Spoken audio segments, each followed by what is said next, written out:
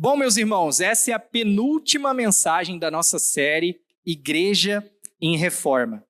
E para hoje, o tema que nós vamos tratar é um tema suave, é um tema tranquilo. Pode ficar descansado aí, a gente passou por dois temas bem incisivos e um tanto polêmicos, né?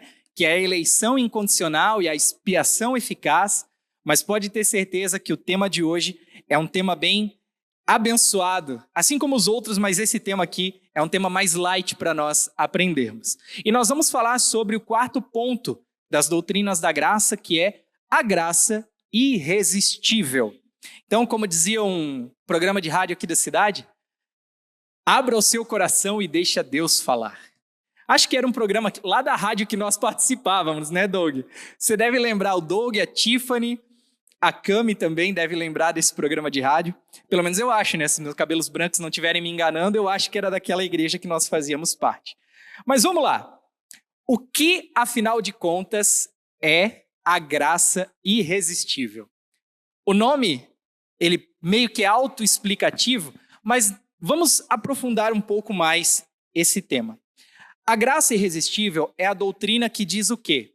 Que se Deus escolheu uma pessoa para a salvação, essa salvação encontrará essa pessoa em algum momento da sua vida.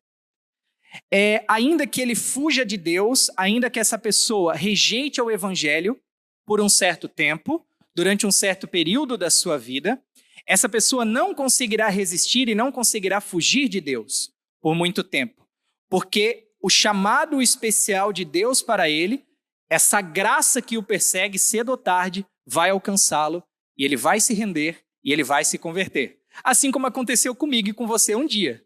Eu espero que você seja convertido, né? Assim como aconteceu conosco aí. E para entender isso, imagina comigo um delicioso pote de sorvete, aquele sorvete de chocolate suíço trufado. Aí você coloca assim aquela calda de chocolate por cima, aquela cobertura de Nutella, um monte de M&M's, farelinho de amendoim, farelinho de paçoca, e aí no cantinho ainda para ajudar, aqueles tubinhos de chocolate recheado. É delicioso isso, né, irmãos? Pois é. Por quanto tempo você conseguiria resistir sem fugir da dieta desse pote de sorvete, dessa oitava maravilha? Provavelmente por pouco tempo. Você não ia conseguir resistir por muito.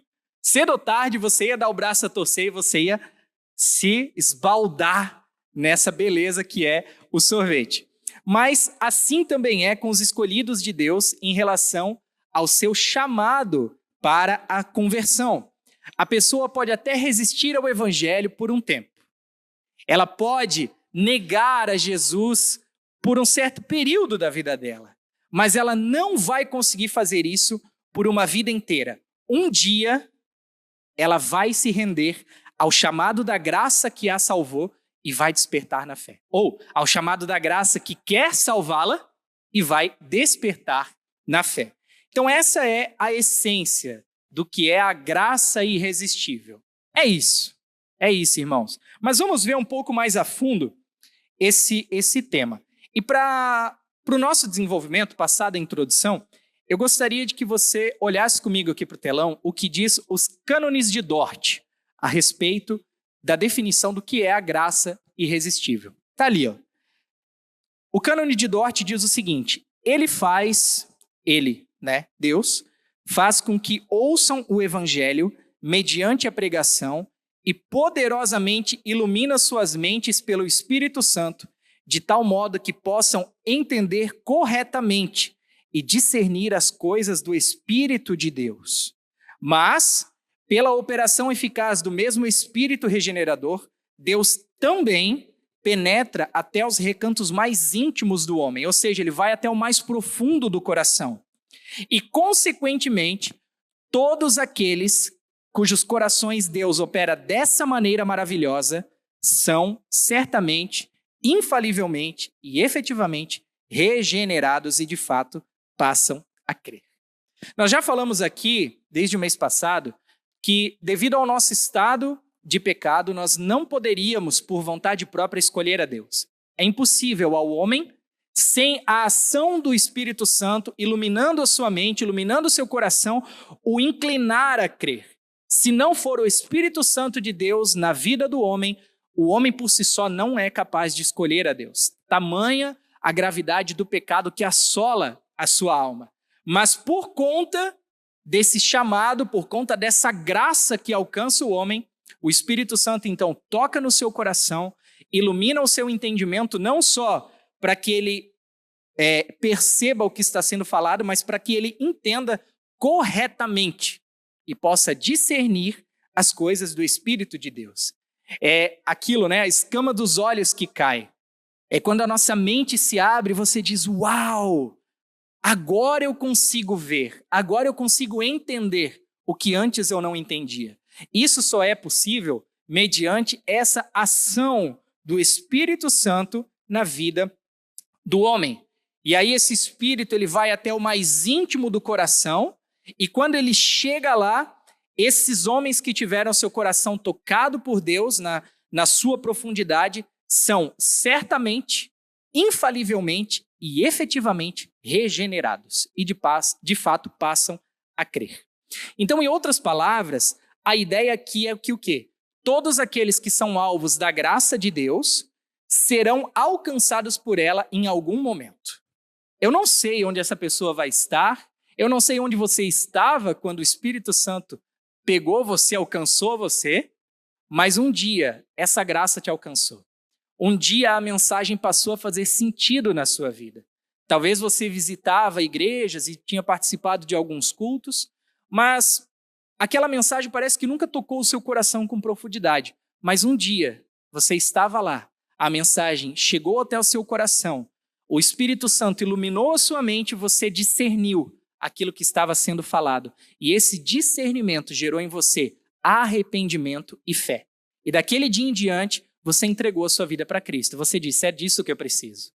Isso só foi possível porque um dia esse Espírito Santo de Deus te alcançou. E alcançou porque a graça do Senhor, que quer salvar o homem pecador, te perseguiu, até que um dia ela te deu uma rasteira, te jogou no chão e disse, agora você é meu.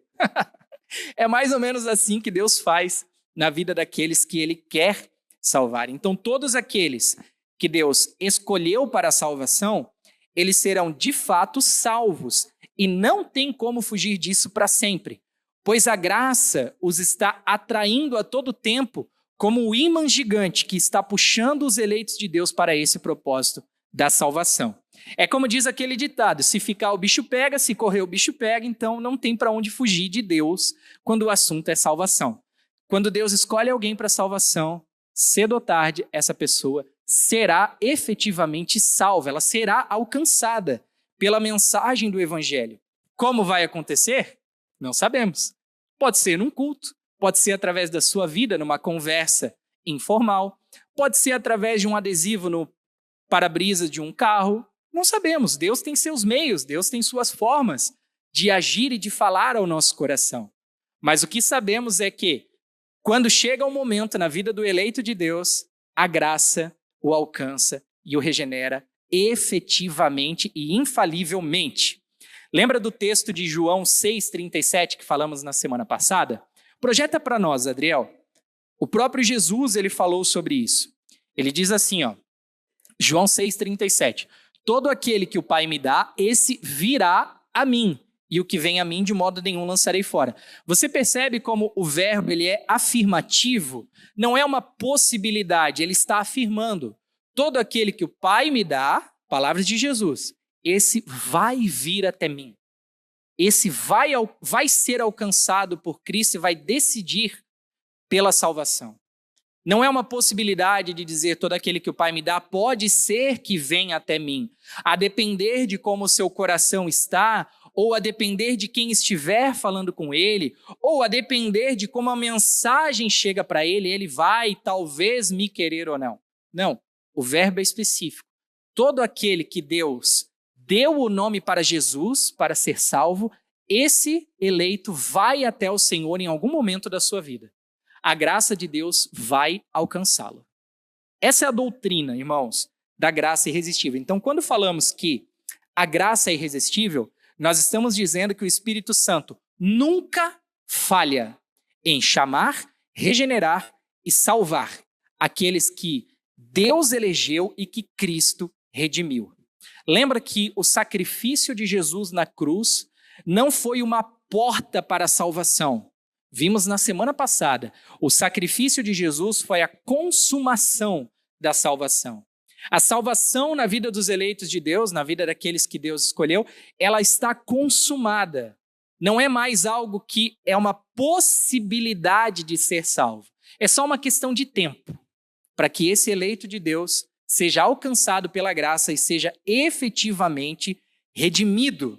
Então, estamos dizendo que o Espírito Santo nunca falha em chamar, regenerar e salvar. Através do seu agir sobrenatural, o Espírito Santo de Deus, ele chama e ressuscita o pecador morto do seu túmulo espiritual.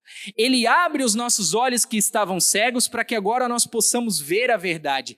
Ele destrava os nossos ouvidos que estavam surdos para que nós ouçamos com clareza a mensagem do Evangelho. E a partir disso, ele também quebranta o nosso coração que antes estava endurecido para que através desse quebrantamento nós venhamos a crer efetivamente em Jesus e nos arrepender dos nossos pecados. Essa é a obra maravilhosa do Espírito Santo nas nossas vidas, irmãos. É algo que ele, somente ele, é capaz de realizar. Imagina que nesse embate espiritual, nessa luta espiritual, onde de um lado está Deus nos chamando e do outro está nós querendo fugir de Deus, rejeitar ao Senhor, negar ao Senhor a todo instante. Nesse embate, nessa luta, o Espírito Santo age como um agente dos céus e ele não entra para perder. O Espírito Santo entra nessa luta para ganhar. E ele nunca falha. Então, cedo ou tarde, ele vai vencer o nosso coração, porque Deus é poderoso e suficientemente soberano para ganhar de nós e cumprir o propósito da salvação para o qual eu e você fomos chamados. Será que você pode repetir comigo assim? Deus nunca falha nos seus planos. E Deus nunca perde nenhum dos seus filhos. Isso mesmo, irmãos. Isso mesmo. Deus nunca falha em seus planos e Deus nunca perde nenhum dos seus filhos. Nessa batalha que existe entre Deus querendo salvar e o homem querendo fugir, o Espírito Santo só entra para ganhar. Deus nunca perde, porque Deus é soberano e poderoso. Amém? E para entendermos isso com um pouco mais de clareza, vamos ver como a Escritura descreve a soberania de Deus, absoluta e final sobre todas as coisas, inclusive como Deus move, como Deus dobra a vontade humana por meio dessa soberania.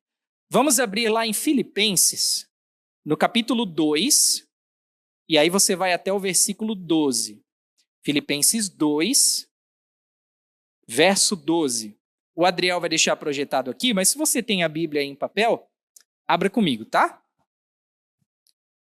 Filipenses 2, 12 a 13 diz assim: Assim, meus amados, como vocês sempre obedeceram, não só na minha presença, porém muito mais agora na minha ausência, desenvolvam a sua salvação com temor e tremor. Porque Deus é quem efetua em vocês tanto o querer como o realizar, segundo a sua boa vontade. Olha só o que Paulo está falando para a igreja de Filipos aqui. Paulo está dizendo sobre o desenvolvimento da salvação desses irmãos. E ele está dizendo que eles deveriam fazer isso com temor e tremor. E ele esclarece ainda que tanto o querer fazer isso, quanto a realização disso, ou o desejo e a capacidade disso acontecer, não viria deles, mas viria do próprio Deus. É Deus quem vai fazer em vocês, tanto o querer quanto o realizar. Se fôssemos esperar para a nossa própria vontade para desenvolver a salvação no sentido de viver em santidade, no sentido de crucificar a carne, matar o velho homem, pode ter certeza que se dependesse de nós, nós não iríamos querer. Porque o pecado é bom, o pecado vicia, o pecado sacia um lado do nosso corpo que deveria estar morto, que é a carne. Mas então, por não depender de nós, ou por não ser capacidade nossa, não sermos capazes de fazer isso, é que Paulo vem e diz: porque Deus é quem efetua em vocês tanto o querer como o realizar, segundo a sua boa vontade.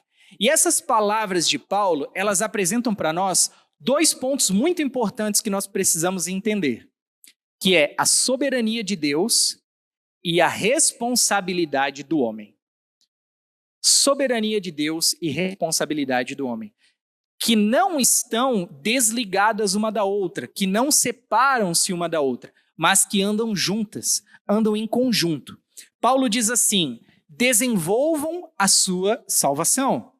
Ele está lançando para os irmãos, ele diz, desenvolvam. Mas daí ele vem no verso 13 e diz assim: mas saibam que é Deus quem vai fazer isso. Isso não vai vir de vocês. É Deus quem vai efetuar tanto o querer como o realizar. Mas espera aí. Se é Deus que vai fazer, como é que eu posso desenvolver alguma coisa? É eu que tenho que desenvolver ou é Deus que tem que fazer em mim? Como é que funciona esse negócio? E pode até parecer conflitante, num primeiro momento, as duas ideias, mas vamos conseguir entender isso melhor quando percebemos que a grande lição desse texto, ela é sobre a soberania de Deus em relação à ação do homem. Como Deus dobra a vontade do homem para cumprir o seu propósito. Como Deus é capaz de vencer a nossa vontade para que a vontade de Deus seja estabelecida e seja cumprida na vida do cristão. Ou seja, se você quis ao Senhor e agora você está se desenvolvendo na sua salvação, em temor e tremor, saiba que foi porque Deus antes quis isso de você e dobrou a sua vontade para isso. E é nesse sentido que o teólogo João Calvino, ao escrever as Institutas, ele disse o seguinte: tem a imagem ali na tela, Adriel, projeta para nós, por favor. É a primeira imagem lá. Ele disse assim, Deus move a vontade não da maneira como por muitos séculos se ensinou e se creu, que seja da nossa escolha em seguida obedecer ou resistir à operação de Deus. Ao contrário, dispondo-a eficazmente. O que ele está dizendo aqui? A vontade do homem em obedecer à vontade de Deus é uma resposta à vontade do próprio Deus que gerou isso no coração do homem. Ou seja, por muito tempo se ensinou que nós podemos, como diz ali, obedecer ou resistir a essa operação de Deus. Temos escolha de obedecer ou não obedecer, mas a partir do momento que o Espírito Santo está em nós e Deus tem esse propósito, Deus dobra o coração do homem, dobra a vontade do homem, a sua vontade, coloca ela debaixo da vontade soberana dele e faz o homem cumprir esse propósito. Isso é a soberania de Deus. E aí ele continua dizendo, põe a segunda imagem para nós. Logo, é necessário então que se repudie tal afirmação tantas vezes repetida por Crisóstomo. Ó que nome legal para você botar no seu filho ou no seu neto. Crisóstomo. Crisóstomo dizia assim, aquele a quem Deus atrai, atrai querendo. Mas daí Calvino vem e diz, olha, não, essa ideia aí está errada, nós precisamos refutá-la. Ou seja, essa ideia insinua que o quê? Que o Senhor apenas espera de mão estendida se porventura nos agrade sermos ajudados por seu auxílio. Eu quero a salvação, eu quero ser ajudado, eu quero ser salvo. Mas e os textos que lemos? Romanos 9, por exemplo, que diz que não depende de quem quer ou de quem corre, mas depende de Deus que tem a misericórdia. Então, ele está refutando essa ideia, ele está dizendo, olha, o homem por si só, essa ideia de que o homem pode escolher ser ajudado, pode escolher ser salvo, não é uma ideia bíblica. Ele está dizendo que nós precisamos repudiar essa afirmação. Por quê? Porque Deus não está de braços estendidos, irmãos, simplesmente esperando que algum de nós pegue sua mão ou não. Agora Deus fez tudo isso, moeu Jesus na cruz, sacrificou seu filho no Calvário para que agora ele ficasse lá de cima olhando e dizendo, pelo amor de Deus, aceita o que eu fiz por você, por favor, olha, você está perdendo uma oportunidade. Irmãos, pensar assim é diminuir, sabe? É você enclausurar num potinho a grandeza da obra da salvação de Deus e a soberania do Senhor. O Senhor, ele não fica lá de cima de braço estendido simplesmente esperando quem quer e quem não quer, não. Deus está efetivamente nos levando até ele, convergindo a nossa vontade, e o homem é incapaz de resistir a isso para sempre. Deus escolhe aqueles que ele vai salvar e ele age efetivamente, ativamente na vida dessas pessoas, levando elas até Cristo. Levando o homem pecador a se arrepender e a crer através dessa ação sobrenatural do Espírito Santo na vida do homem. A graça nos persegue, irmãos. A graça persegue aqueles que Deus escolheu. E o homem é incapaz de resistir a isso para sempre, pois esse é um ato soberano a partir da atuação de um Deus vivo. Se colocarmos Deus sentado numa cadeira, simplesmente esperando uma resposta do homem para ele, irmãos, que tipo de Deus é esse? Não, Deus é ativo, Deus é um Deus vivo, Deus é um Deus efetivo e que fez aquilo que precisava ser feito de maneira ativa, impositiva. A salvação nas nossas vidas foi consumada e Deus está a todo tempo atraindo aqueles que Ele escolheu para salvar até Ele. E essas pessoas estão sendo atraídas através do quê? Através de nós. Eu e você que já fomos salvos, eu e você que já fomos regenerados, somos esses instrumentos nas mãos do Senhor para levar essa mensagem até os nossos irmãos que ainda estão padecendo. Sejamos nós os instrumentos que Deus quer usar. Cantamos aqui, eu quero ser usado como um farol que brilha à noite, como ponte sobre as águas, flecha que acerta o alvo. Quer mesmo? Então se coloca à disposição do Senhor e diz, Deus, me usa. O Doug já fez assim, não. Porque tem consequências você falar isso para Deus. Se você fala para o Senhor que você quer ser usado, Ele leva a sério. Deus não brinca, irmãos. Deus não brinca. E a palavra diz de Deus não se brinca e não se zomba. Então assim, cante, mas cante com entendimento. Fale, mas fale com entendimento. Porque a partir do momento que você declarou, Deus levou a sério. E agora Deus vai dizer, então tá bom, então eu vou começar a te usar. Só depois, não adianta querer voltar atrás. Porque evangelho não tem plano B, evangelho é plano A. Até o final. Custe o que custar, até o final. Amém? Não tem saída de incêndio no reino de Deus. Então, por acaso existe algo da vontade de Deus que pode não se cumprir? Claro que não. Se Deus tem o desejo de fazer alguma coisa, Ele vai fazer e pronto. Se há algo na intenção de Deus, Ele vai cumprir essa intenção, porque não há nada e nem ninguém que possa impedi-lo ou detê-lo. Deus é soberano, ninguém ganha na guerra de braço contra o Senhor.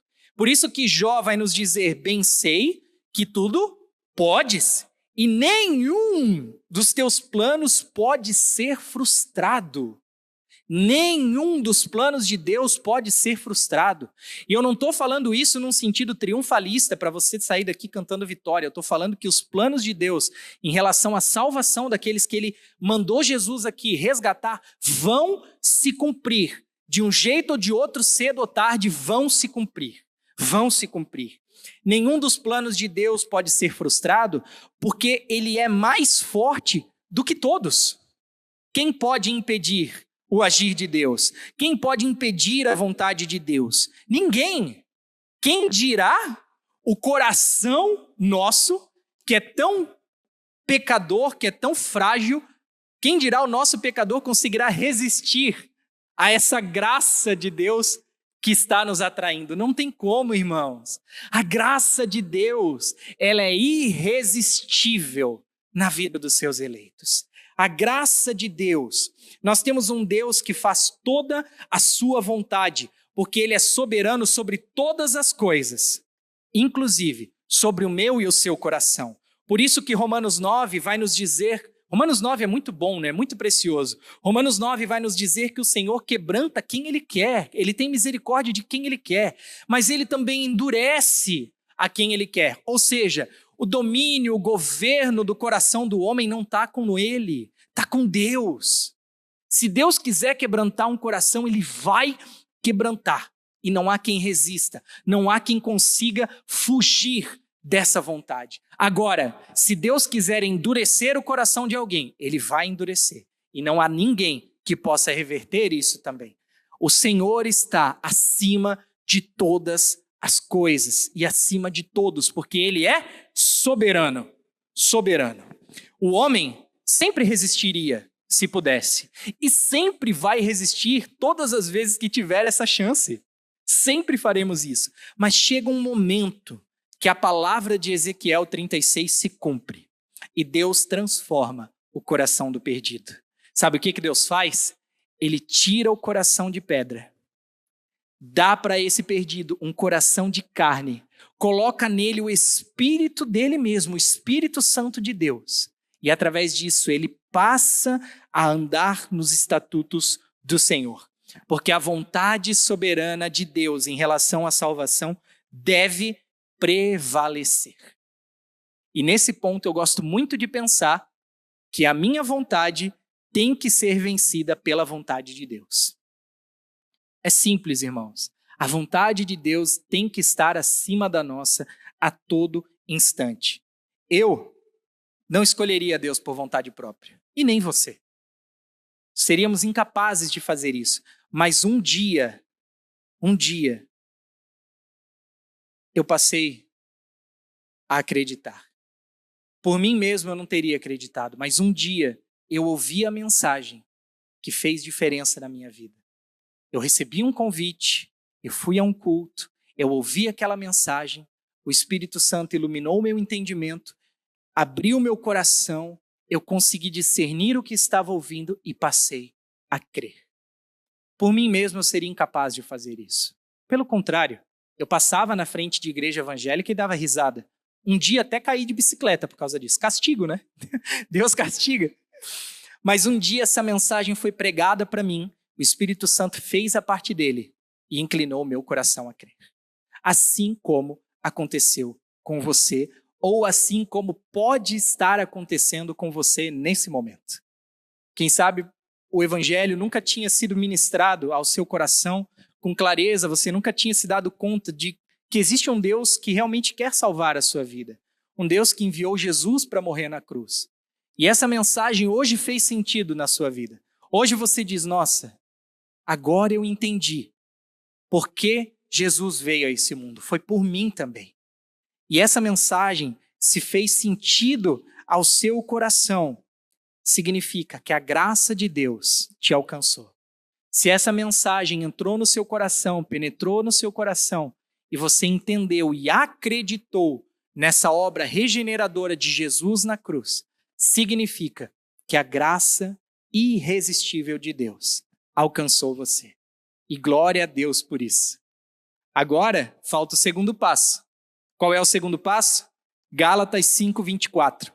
Os que são de Cristo Jesus crucificaram a carne com suas paixões e desejos, porque se vivemos no Espírito, andemos também no Espírito.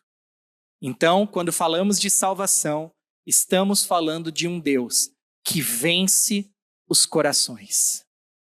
Quando falamos de salvação, estamos falando de um Deus que é soberano em sua vontade, que cumpre todos os seus planos, todos os seus propósitos e que não pode ser impedido, frustrado ou detido. Porque o Senhor é soberano e a graça dele é irresistível. Amém? Glória a Deus. Eu gostaria de chamar a equipe de louvor aqui em cima.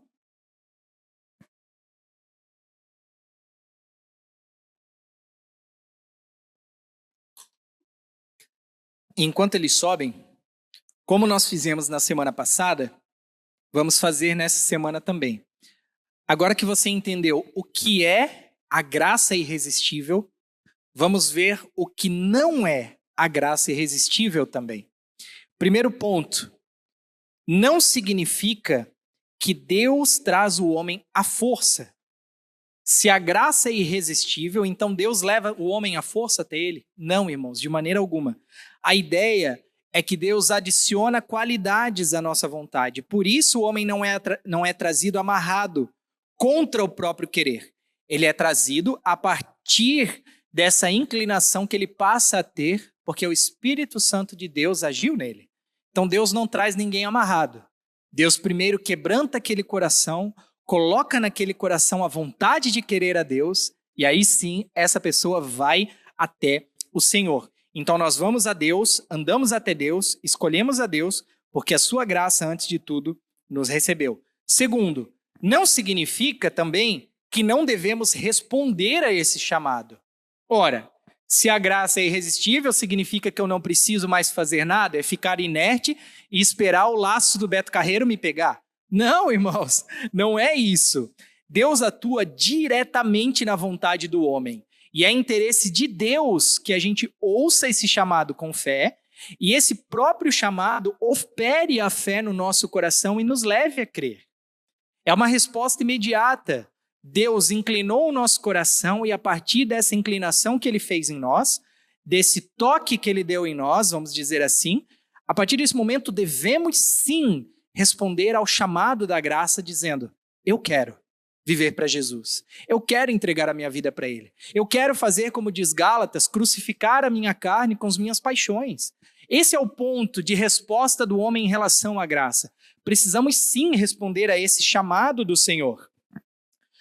Nós pregamos o evangelho porque acreditamos que a pregação da graça vai ser esse instrumento de atuação da própria graça na vida das pessoas.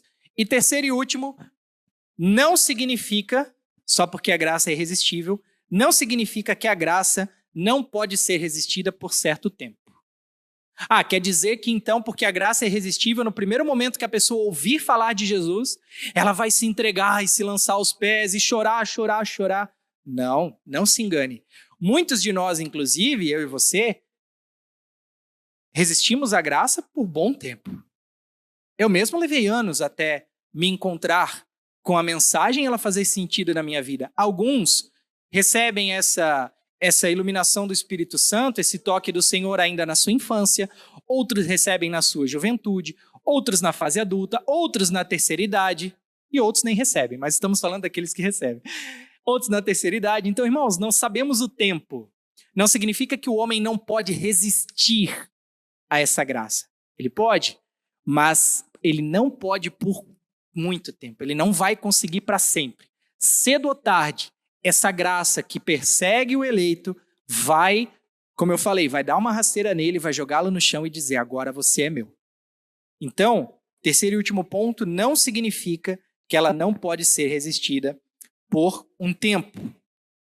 E finalizamos aqui com uma frase do teólogo R.C. Sproul, onde ele diz o seguinte: a doutrina da graça irresistível não significa que toda a influência do Espírito Santo não pode ser resistida, mas significa que o Espírito Santo pode sobrepujar toda a resistência e tornar a sua influência irresistível.